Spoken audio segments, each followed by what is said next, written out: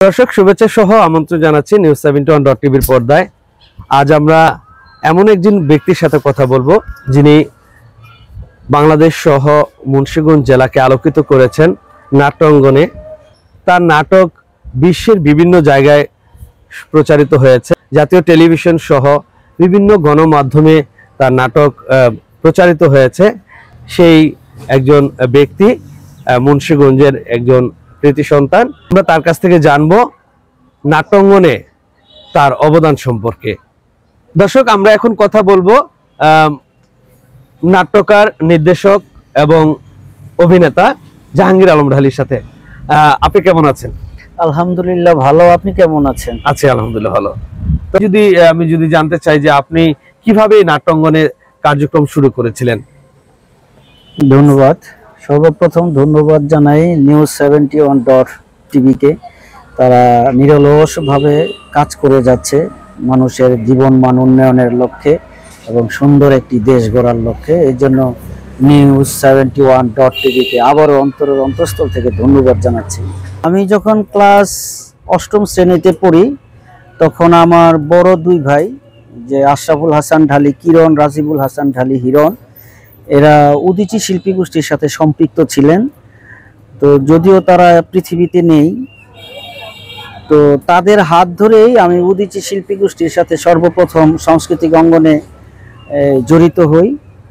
তারপরে ওখানে কিছুদিন কাজ করার পরে মুন্সিগঞ্জের যে আরেকটি প্রাচীন সংগঠন যে ঘাসফুল নদী সাহিত্য সাংস্কৃতিক গোষ্ঠী, তা আমার কিছু ফ্রেন্ড সার্কেল ওই সময়ে যখন আমরা ক্লাস 10-এ পড়ি তখন সবাই ঘাসফুল নদীর সাথে সম্পৃক্ত হয়, স্কুল থেকে আসে।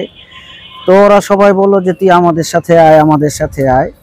তো ওদের পাল্লায় পরে আমি উদীচী ছেড়ে ঘাসফুল নদী সাহিত্য সাংস্কৃতিক গোষ্ঠীর সাথে সম্পৃক্ত হই। সেখান থেকেই আমি নাট্যচর্চা শুরু করি মূলত। তো একটা পর্যায়ে 1999 সালের 19শে এপ্রিল আমি এবং মুন্সিগঞ্জের অ্যাডভোকেট আবুল বাশার, ইসকে আলমগীর, স্বপন, বিন্দু সরকার, শিশির রহমান, এদেরকে নিয়ে আমি থিয়েটার সার্কেল প্রতিষ্ঠা করি। আমি এই সংগঠনের প্রতিষ্ঠাতা সেক্রেটারি ছিলাম এবং দীর্ঘ 13 বছর আমি এটার সেক্রেটারির দায়িত্ব পালন করেছি, 4.5 বছর সভাপতির দায়িত্ব পালন করেছি। তো এর মাঝখানে দায়িত্বকালীন সময় মুন্সিগঞ্জের যে আরেকটি স্বনামধন্য নৃত্য সংগঠন যে সম্মিলিত নৃত্যশিল্পী পরিষদ, এই সংগঠনটি আমি প্রতিষ্ঠাতা আহ্বায়ক ছিলাম এবং আনসারি জোটের সম্মিলিত সাংস্কৃতিক জোটের যেই সভাপতি এম এ আউয়াল, উনি ছিল এটার আহ্বায়ক। এই দুইজনে মিলে আমরা সর্বপ্রথম এই সম্মিলিত নৃত্যশিল্পী পরিষদ প্রতিষ্ঠা করি। আর 1991 সালে যখন আমার বড় ভাই মারা যায়, হিরণ ভাই, তখন তার নামে আমি হিরণ স্মৃতি সংসদ প্রতিষ্ঠা করেছিলাম 1992 সালে। আমি তখন ছোট। তো এরপরে যখন আমার 4 বছর পর আমার আরেক বড় ভাই মারা যায়, তারা যমজ ছিল, কিরণ ভাই, তখন এই সংগঠনটির নামকরণ করা হয় হিরণ কিরণ স্মৃতি সংসদ। তো এই হিরণ কিরণ স্মৃতি সংসদের মধ্য দিয়ে আমরা গুণীজনদের সম্মাননা, বিভিন্ন শিক্ষা প্রতিষ্ঠান, বিভিন্ন সাংস্কৃতিক সংগঠন যারা ভালো কাজ করে তাদের সম্মাননা, এই কাজগুলি আমরা করে থাকতাম। প্লাস বড় বড় টুর্নামেন্ট, ফুটবল, ক্রিকেট, ব্যাডমিন্টন, সেই টুর্নামেন্টে আমরা অংশগ্রহণ করতাম এবং বহুবার চ্যাম্পিয়ন হয়েছি, রানার আপ হয়েছি। এইভাবে আমাদের কার্যক্রম চলছিল। তো যখন থিয়েটার সার্কেল থেকে আমি চলে আসি তখন আমি হিরণ কিরণ নিয়েই আবার নতুন উদ্যমে নাট্যচর্চা শুরু করি। তো এখান থেকে আমি যখন ফেডারেশনে আবেদন করি, বাংলাদেশ গ্রুপ থিয়েটার ফেডারেশন সদস্য পদ পাওয়ার জন্য, তখন আমার বন্ধু হুমায়ুন ফরিদ এবং ফেডারেশনের সেক্রেটারি আখতারুজ্জামান, উনি বলল যে স্মৃতি সংসদটা বাদ দিয়ে হিরণ কিরণ থাকুক, সাথে হিরণ কিরণ থিয়েটার দাও, সংসদটা কেটে দাও।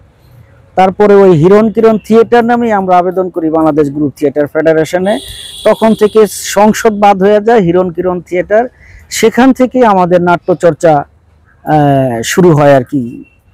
তো এখানে তারপরে আমি বাংলাদেশ গ্রুপ থিয়েটার ফেডারেশনের ঢাকা বিভাগীয় সাংগঠনিক সম্পাদকের দায়িত্ব পালন করেছিলাম 3 বছর এবং বাংলাদেশ যে পিপলস থিয়েটার অ্যাসোসিয়েশনের সদস্য পদ নিয়েছিলাম, পথনাটক পরিষদের সদস্য পদ নিয়েছিলাম।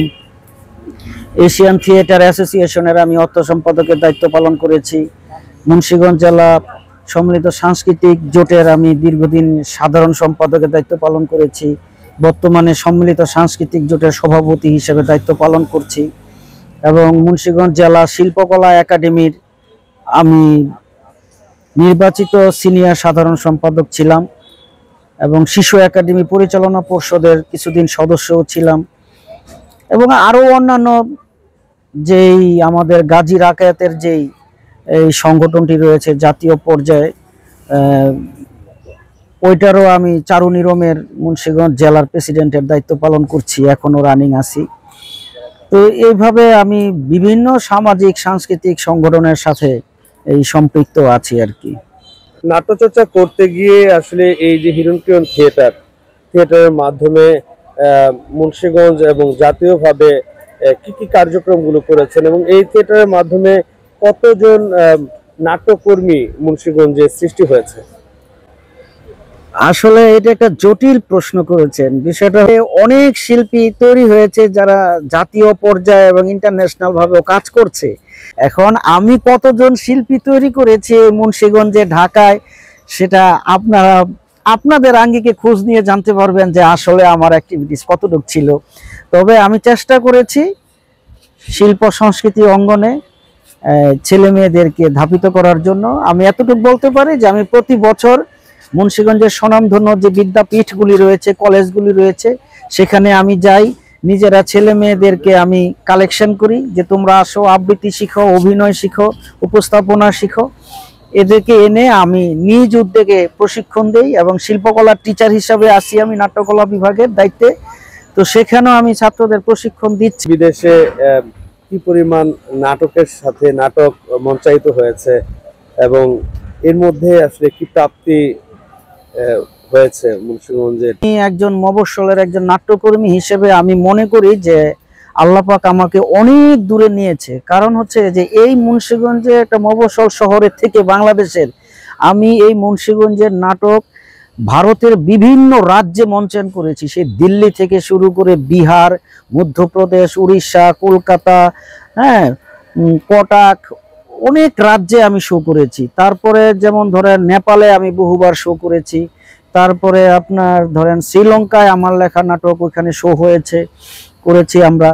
তো এভাবে আমার লেখা নাটক পৃথিবীর 4টা দেশে মঞ্চায়ন হয়েছে। এর চেয়ে বড় প্রাপ্তি আর কি হতে পারে। আর এ যাবৎকালে আমার নিজের লেখা শিশুতোষ মঞ্চনাটক এবং বড়দের মঞ্চনাটক বাংলাদেশ টেলিভিশনের 19টি নাটক মঞ্চায়ন হয়েছে। এটা তো একটা নজিরবিহীন আমার মনে হয়। মঞ্চ নাটক 19টি নাটক বাংলাদেশ টেলিভিশনে মঞ্চায়ন হয়েছে। তো এটা আমার জন্য আরো প্রাপ্তি। আর হিরণকিরণের জন্য আমি হিরণকিরণের যতগুলি নাটক মঞ্চায়ন হয়েছে এই 99%ই আমার লেখা, আমার নির্দেশিত। এবং থিয়েটার সার্কেলের যদি ওদের 50টা প্রযোজনা থাকে, এটা দেখবেন যে এই 30টার উপরেই আমার লেখা, আমার নির্দেশিত। এবং মুন্সিগঞ্জে যে জাগরণ থিয়েটার বলেন, উদীচী শিল্পী গোষ্ঠী বলেন, মিলন ক্লাব বলেন এবং বাংলাদেশের বিভিন্ন জেলার যে নাট্যকর্মীরা আছে, শিল্পকলার প্রশিক্ষকরা আছে, ওনারা আমার লেখা নাটক নিয়ে মঞ্চায়ন করে। যে পিপলস থিয়েটার অ্যাসোসিয়েশন যে শিশু নাট্য উৎসব হয়, তো সেখানে যত বছর যাবৎ এর মধ্যে প্রতি বছরেই আমার লেখা 2টা না 1টা নাটক সেখানে মঞ্চায়ন হচ্ছেই। এবং অগ্রগামী নাট্যগোষ্ঠী মুন্সিগঞ্জের মোটামুটি সবাই, তারপরে যে প্রজন্ম থিয়েটার, এরা আমার নাটক সব মোটামুটি অনেকেই আমার লেখা নাটক মঞ্চে আনছে, মঞ্চায়ন করছে। নাট্যচর্চায় মুন্সিগঞ্জের আসলে কি করণীয় রয়েছে বলে মনে করেন এবং আসলে ভবিষ্যতের একটা লক্ষ্যমাত্রা থাকে যে এই করা যায় কিনা, সেক্ষেত্রে আসলে আপনি কি বলবেন? আসলে সদিচ্ছার উপরে নির্ভর করবে আপনার দেশ কতটা সুন্দর থাকবে এবং ভালো থাকবে। আপনি যদি আপনার আখেরের কথা চিন্তা করেন, আখের গুছানোর চিন্তা করেন, তাহলে আপনি জীবনে কিছু করতে পারবেন এই দেশের জন্য। আপনার মানুষের জন্য কিছু করতে হবে, এই চিন্তা ভাবনা প্রত্যেকটা মানুষের ভিতরে থাকতে হবে। তো যেমন আমরা নাটকের মধ্য দিয়ে আমরা আমাদের শিল্প চর্চা করি এবং মানুষের সত্যের পথে ধাবিত করি। তো এই জন্য দরকার হচ্ছে পৃথিবীর বিভিন্ন দেশে শিল্প সংস্কৃতির জন্য ব্যাপক সরকারিভাবে পৃষ্ঠপোষকতা থাকে, তারপরে বিভিন্ন কোম্পানিগুলি পৃষ্ঠপোষকতা করে, কিন্তু আমাদের দেশে সেই জিনিসটা শতকরা 10%ও নেই। তো এই জন্য সরকারের সদিচ্ছা থাকতে হবে এবং বিভিন্ন কোম্পানিগুলির সদিচ্ছা থাকতে হবে যে আমাদের সংস্কৃতিকে আমরা বিকশিত করতে চাই। আর যে দেশের সংস্কৃতি বিকশিত, সে দেশের মানুষের মধ্যে সভ্যতা ফিরে আসে, ভদ্রতা ফিরে আসে, মানুষও সুন্দরের পথে ধাবিত হয়। সংস্কৃতি এবং ক্রিয়া এই দুইটা যদি ধ্বংস করা যায় কোনো দেশের, সেই দেশ এমনি ধ্বংস হয়ে যায়। গোলাগুলি আর পারমাণবিক বোমা নিক্ষেপ করতে হয় না। এই ডিজিটাল যে মোবাইলটা আমরা ব্যবহার করি, এই মোবাইলটায় আমাদের সম্পর্ক বিনষ্ট করছে, ধ্বংস করে দিচ্ছে। একে অপরের প্রতি যে ভালোবাসা, সৌহার্দ্য, ভাব বিনিময় সব ধ্বংস করে দিচ্ছে। ভিন্নতা এটাই আমার জাতিকে ধ্বংস করে দিচ্ছে। এই জায়গাটার থেকে যত দূরে থাকা যায় তত ভালো, এবং ছেলে মেয়েদের শিল্প সংস্কৃতি এবং ক্রিয়া ক্ষেত্রে মনোনিবেশ করতে হবে পড়াশোনার ফাঁকে ফাঁকে। ধন্যবাদ। দর্শক, এতক্ষণ শুনছিলাম একজন শিল্পী গড়ার কারিগর, নাটকার নির্দেশক জাহাঙ্গীর আলম ঢালির কাছ থেকে নাট্যাঙ্গনের মাধ্যমেই একটি সুস্থ সমাজ গড়ে তোলার কথা বললেন তিনি। সেই পর্যন্ত অপেক্ষা থাকুন। বিদায় নিচ্ছি। মোহাম্মদ জাহাঙ্গীর আলম, নিউজ 71।